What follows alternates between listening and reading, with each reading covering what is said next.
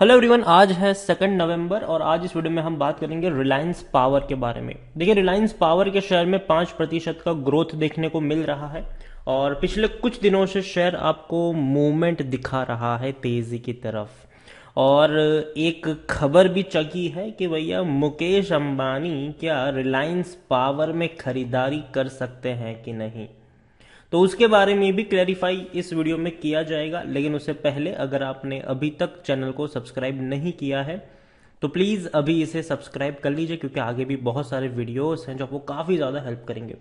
तो पहली चीज़ तो ये कि रिलायंस पावर अनिल अंबानी ग्रुप की कंपनी है ये। और पिछले क्वार्टर्स में देखा जाए तो अनिल अंबानी के जो प्रमोटर, इस कंपनी के जो प्रमोटर है, वो उन लोगों ने बड़ी खरीदारी करी थी और शेयर एक झटके में उछल गया था, 17 रुपए तक पहुंचा था। लेकिन उसके बाद ये लगातार टूट रहा है। आज के दिन में यहाँ पर तेजी है।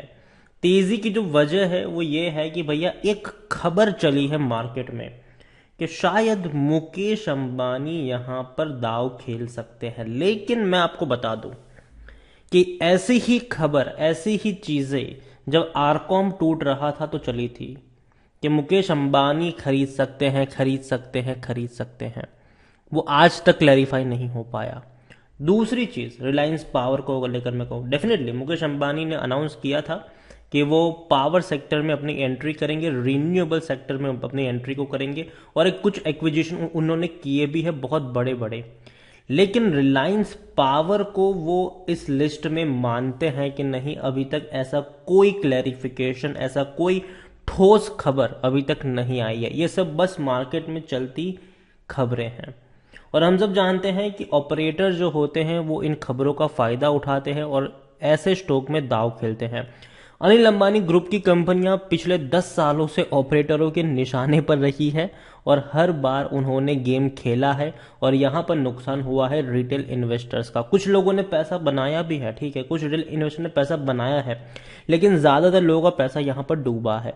यहां पर हम देखें तो जब खबर आई थी, मतलब प्रमोटर ने जब अपनी हिस्सेदारी को बढ़ाया था, ये एक रॉकेट बन गया था। ये शेयर 4 रुपए का शेयर 17 पे पहुंच गया। लेकिन उसके बाद क्या हुआ, टूट कर ये 10 रुपए से नीचे गया, दोबारा दौड़ना शुरू किया, दोबारा ये नीचे आया। 17 रुपए का एक रेजिस्टेंस बैठा हुआ है ऊपर की तरफ। तो यहां पर मैं तो नहीं कहूंगा कि खरीदारी करो। मुझे लगता है कि ये जो तेजी आएगी, खबर का अगर थोड़ा बहुत इफेक्ट होता भी अच्छा खासा शेयर प्राइस पर, तो एटलीस्ट अगर आप फंसे हुए हैं उस शेयर में तो यहां पर आपके पास मौका होगा 16-17 रुपए के आसपास अगर पहुंचेगा तो एग्जिट करने का। ना कि आप यहां पर खरीदारी करने की कोशिश करो कि भैया मैं खरीद लूंगा इसको, नहीं जरूरत है यहां पर, ठीक है।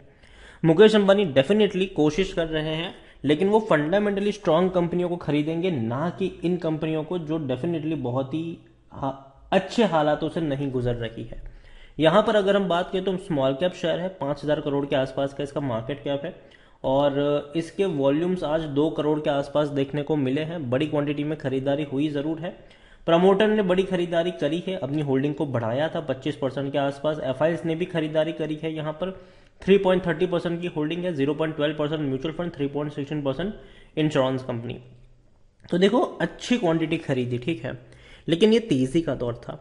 अब देखना होगा कि आने वाले 2 क्वार्टर में ये जो एफआईएस है, ये जो इंश्योरेंस है, ये जो प्रमोटर है, वो टिके रहते हैं कि नहीं, वो देखना पड़ेगा। क्योंकि अगर हम देख रहे हैं पिछले कुछ सालों से तो प्रमोटर बेच ही रहे थे, अभी इन्होंने खरीदारी करने का मन बनाया, जो कि बहुत अच्छी बात है, वेलकम होना चाहिए ऐसी चीज़ों का।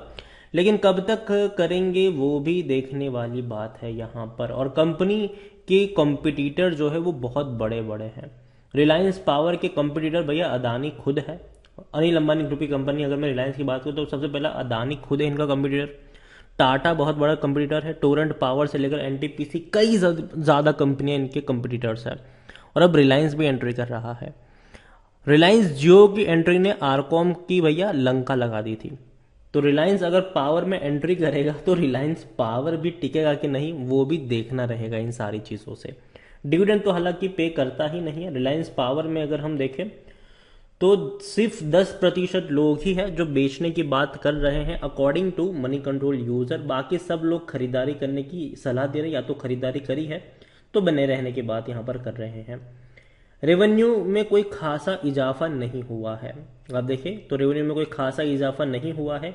इवन अगर हम प्रॉफिट भी देखेंगे तो प्रॉफिट में आपको देखने को मिलेगा कि अच्छा 427 करोड़ का मुनाफा हुआ है 2021 में, इनको बहुत अच्छी बात है। लेकिन अगर 2022 के दोनों क्वार्टर्स की मैं बात करूं तो पहले क्वार्टर में 12 करोड़ का प्रॉफिट था और दूसरे क्वार्टर में 50 करोड़ का नुकसान हुआ है। मतलब दो ही क्वार्टर में देखा जाए तो ओवरऑल इनको तकरीबन 35 से 40 करोड़ का लॉस इस कंपनी ने दो क्वार्टर में किया है। तो मतलब प्रॉफिट तो है ही नहीं, और इसी रफ्तार से आगे बढ़ते रहे तो 2022 के फाइनेंशियल ईयर में कोई प्रॉफिट आपको देखने को मिलेगा नहीं। तो देखो मेरे हिसाब से रिलायंस पावर फंडामेंटली स्ट्रांग तो बिल्कुल भी नहीं है, और जिस तरीके से कंपटीशन बढ़ रही है मुझे नहीं लगता कि इसका कोई लॉन्ग फ्यूचर हो सकता है आने वाले दिनों में। यहाँ पर 20 का इसका पी है, जबकि सेक्टर पी 24 के आसपास का है, और मेरे हिसाब से डिविडेंड भी पे नहीं करता है, ना ही रिटर्न अच्छा दिया है, ना ही कंपनी अच्छा ग्रोथ दिखा पा रही है।